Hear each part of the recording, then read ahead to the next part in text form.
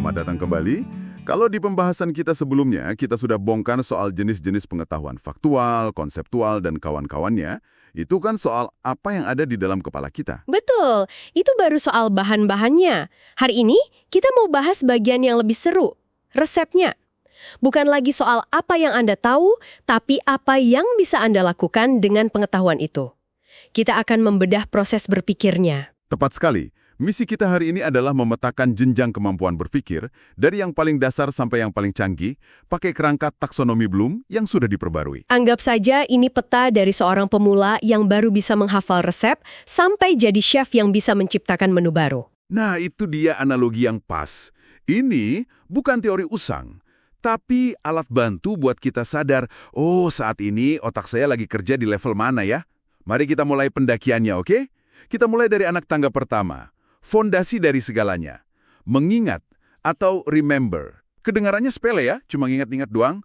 Tapi ternyata ada dua rasa yang berbeda di sini. Gini, mengingat itu intinya cuma mengambil lagi informasi dari memori. Tapi cara ngambilnya ada dua. Yang pertama yang lebih gampang, itu mengenali atau recognizing. Mengenali? Iya, ini kayak ujian pilihan ganda. Jawabannya sudah ada di depan mata, Anda tinggal tunjuk, ini dia. Otak Anda cuma perlu mencocokkan apa yang Anda lihat dengan apa yang tersimpan. Gitu aja. Oke. Jadi informasinya udah disajikan, kita tinggal scan dan cocokkan. Terus cara kedua yang lebih susah itu apa? Ini levelnya soal esai. Nggak ada pilihan jawaban. Anda ditanya, apa ibu kota dari Peru? Anda harus menggali nama 5 murni dari dalam memori, tanpa ada petunjuk sama sekali.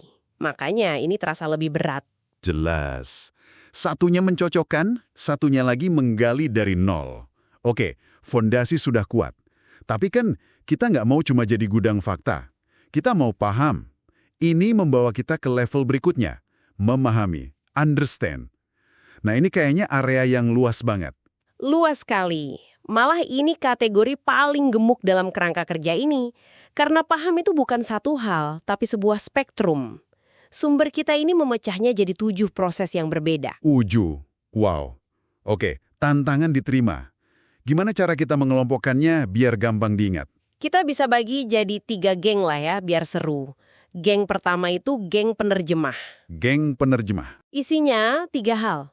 Menafsirkan, interpreting, memberi contoh, exemplifying, dan mengklasifikasikan, classifying. Intinya sama, Anda mengambil sebuah informasi, lalu mengubah bungkusnya atau mencarikan temannya. Oke, geng penerjemah.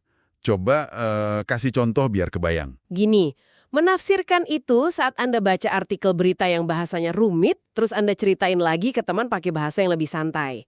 Isinya sama, bungkusnya beda. Paham. Memberi contoh itu saat teman Anda bilang, aku suka film thriller psikologis. Terus Anda jawab, oh kayak The Silence of the Lambs atau Parasite gitu ya. Anda menemukan contoh spesifiknya. Iya. Kalau mengklasifikasikan, itu kayak Anda lihat tumpukan baju, terus Anda pisah-pisahin. Ini kaos, ini kemeja, ini jaket. Anda memasukkan sesuatu ke dalam kotak kategorinya. Masuk akal. Ketiganya soal menerjemahkan dan mengelompokkan. Oke, geng pertama selesai. Geng kedua apa? Geng kedua adalah geng penghubung. Ini juga ada 3, meringkas, summarizing, menyimpulkan, inferring, dan membandingkan, comparing. Kalau tadi kita cuma mengubah bungkus, di sini kita mulai menghubungkan titik-titik. Menarik. Jadi ini lebih dari sekedar menerjemahkan ya? Jauh. Meringkas itu jelas ya. Anda nonton film 2 jam, terus bisa cerita intinya dalam 2 menit. Anda menarik benang merahnya. Betul. Menyimpulkan itu sedikit lebih ajaib.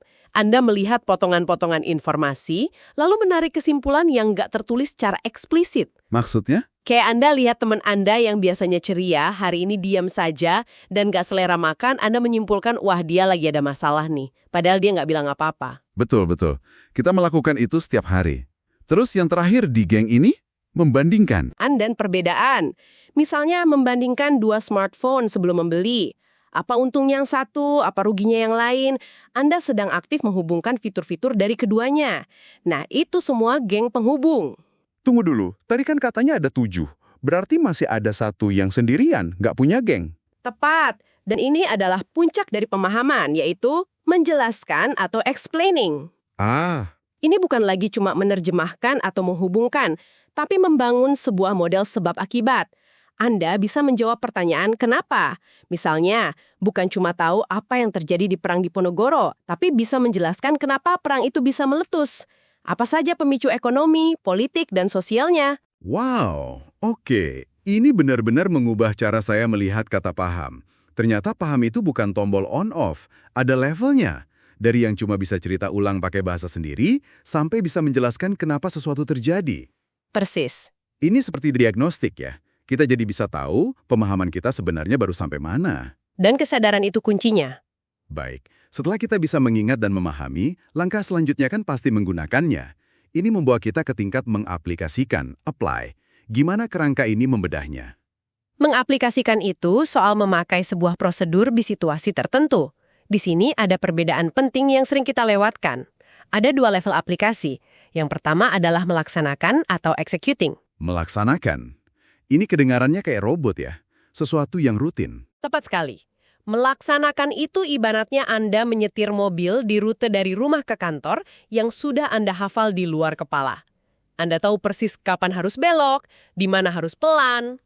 Tinggal jalan aja. Betul. Anda tinggal menjalankan prosedur yang sudah sangat familiar. Contoh klasiknya, perkalian bersusun. Anda sudah hafal langkah-langkahnya, tinggal eksekusi. Oke, itu menyetir di rute yang sama setiap hari. Lalu, apa level aplikasi yang kedua? Yang kedua adalah mengimplementasikan atau implementing. Disinilah tantangannya muncul. Ini ibaratnya Anda masih menyetir mobil yang sama, tapi hari ini Anda harus pergi ke alamat baru di kota yang tidak Anda kenal. Anda tahu cara menyetir, tapi Anda harus memilih jalan mana yang diambil, kapan harus pakai Google Maps, gimana cara cari parkir. Anda harus menerapkan prosedur yang Anda tahu di situasi yang baru dan tidak familiar. Saya paham. Jadi, ini jembatan antara sekedar latihan dan pemecahan masalah yang sebenarnya. Kita nggak cuma ngikutin resep, tapi kita harus milih resep yang tepat untuk bahan yang kita punya, bahkan mungkin sedikit mengubah resepnya. Analogi yang sempurna, ini menuntut fleksibilitas, bukan cuma pengulangan. Baik, kita sudah bisa menggunakannya.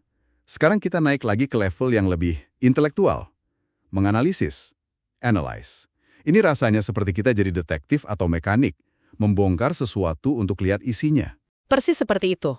Menganalisis itu memecah materi jadi bagian-bagian kecilnya, lalu mencari tahu bagaimana bagian-bagian itu saling terhubung satu sama lain dan ke gambaran besarnya. Ada 3 proses utama di sini. Oke, apa saja alat bedahnya? Alat pertama adalah membedakan atau differentiating.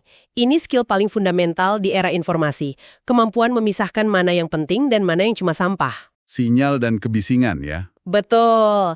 Mana sinyal, mana kebisingan. Contoh paling gampang, di soal cerita matematika, sering kan ada angka-angka pengecoh.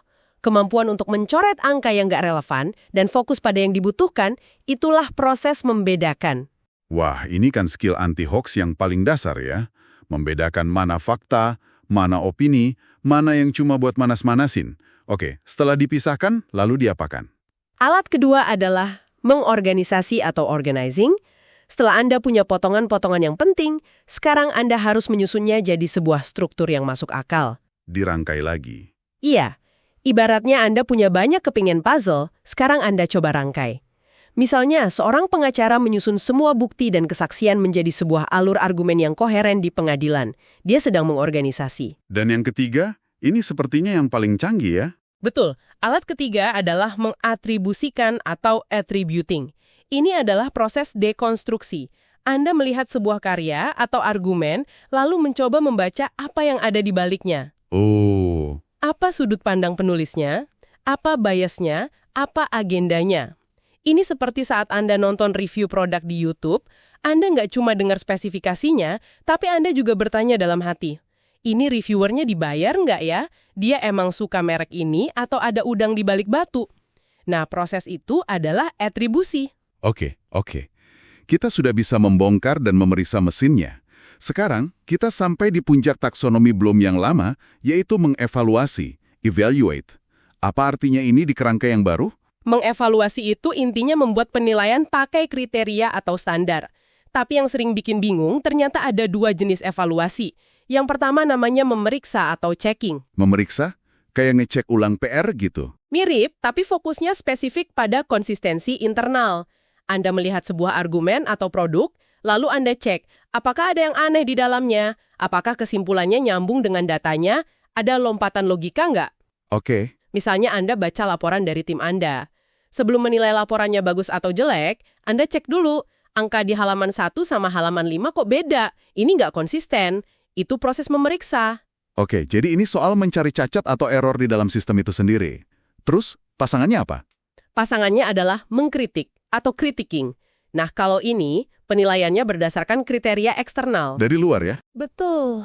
Setelah Anda pastikan laporan tim Anda konsisten secara internal, sekarang Anda bandingkan dengan standar perusahaan atau dengan laporan dari tim lain. Apakah metode yang dia pakai ini yang paling efisien? Apakah solusinya lebih baik dari alternatif yang ada? Di sini Anda memakai standar dari luar untuk menilai. Inilah inti dari critical thinking. Sekarang jadi jelas banget bedanya.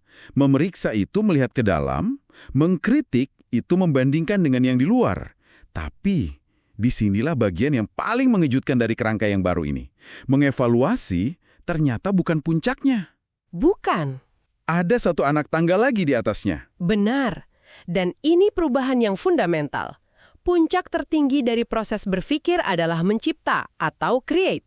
Ini bukan lagi soal membongkar atau menilai, tapi soal membangun, merangkai elemen-elemen yang ada menjadi sesuatu yang baru, koheren, dan fungsional. Ini adalah sintesis tingkat dewa. Banyak orang mungkin mikir, menciptakan cuma buat seniman atau penemu.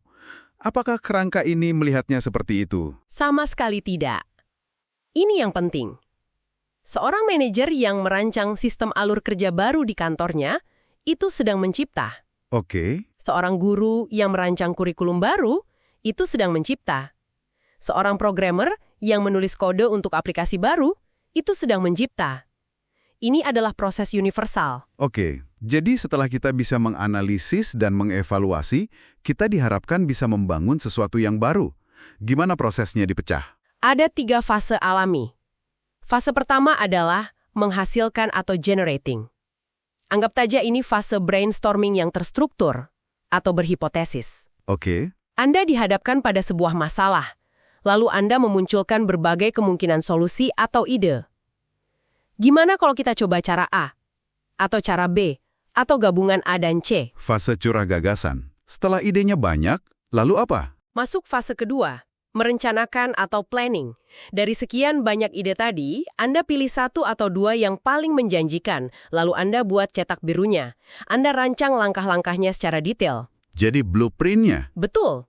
Oke, kita pilih cara B. Langkah pertamanya ini, keduanya ini. Butuh sumber daya apa saja, target waktunya kapan.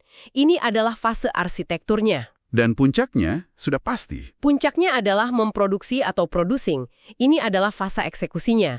Anda benar-benar membangun produk itu. Entah itu menulis esai, membangun prototipe, membuat presentasi, atau memasak hidangan baru berdasarkan resep yang Anda ciptakan sendiri. Wow. Ini adalah wujud nyata dari seluruh proses berpikir yang sudah kita lalui dari awal. Jadi kalau kita rangkum perjalanannya, kita mulai dari cuma bisa mengingat nama-nama bahan masakan, lalu paham fungsi tiap bahan, lalu bisa mengikuti resep, Lalu bisa membongkar rasa masakan orang lain, lalu bisa menilai mana masakan yang enak dan tidak. dan puncaknya, kita bisa menciptakan resep kita sendiri. Tepat sekali. Peta ini menunjukkan kalau belajar itu bukan satu kejadian, tapi sebuah pendakian. Anda bisa pakai peta ini untuk merefleksikan diri. Saat Anda mempelajari sesuatu, Anda berhenti di mana? Cuma sampai hafal dan paham? Atau Anda sengaja mendorong diri untuk mencoba mengaplikasikan, menganalisis, bahkan menciptakan sesuatu darinya? Ini pertanyaan buat Anda renungkan. Saat Anda belajar sesuatu yang baru minggu ini, entah itu di pekerjaan atau dari hobi, coba sadari sejenak. Anda sedang berada di anak tangga yang mana? Apakah Anda cuma menyentuh permukaan di mengingat dan memahami? Atau Bisakah Anda sengaja mendorong diri satu langkah lebih jauh? Misalnya, setelah membaca berita, jangan cuma paham, tapi coba analisis. Siapa penulisnya? Apa kira-kira tujuannya menulis ini? Pergeseran kecil dalam kesadaran ini kira-kira bisa mengubah apa hasil dari belajar Anda?